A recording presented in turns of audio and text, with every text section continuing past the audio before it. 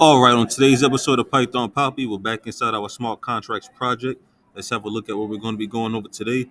Now, today we're going to be picking up with some light reading that we left off with yesterday. Yesterday we left off with the chain link documentation, so let's pick up from there.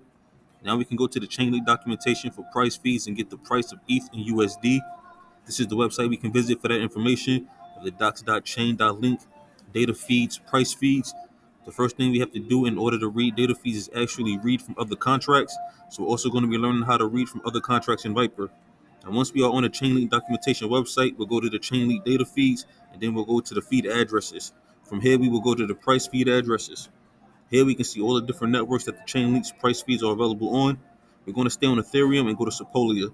Once on Sepolia, we're going to scroll down to the ETH USD price feed and copy the address. You can also click on the address to see the contract on Etherscan. Once inside the contract, we can scroll down to the latest answer and we can see the price of ETH and USD.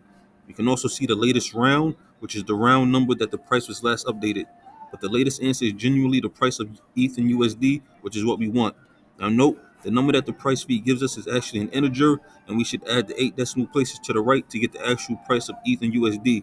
Also note, understanding decimals is very important in the EMV or the Ethereum virtual machine ecosystem because all numbers are stored as integers. And that's what we're going to leave it at today because I know it's a lot of information.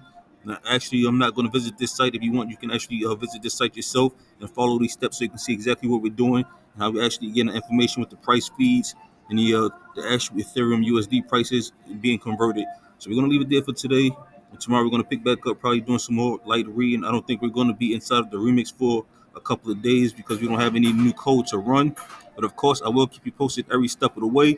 For now, it's the Python Poppy. You guys stay Gucci.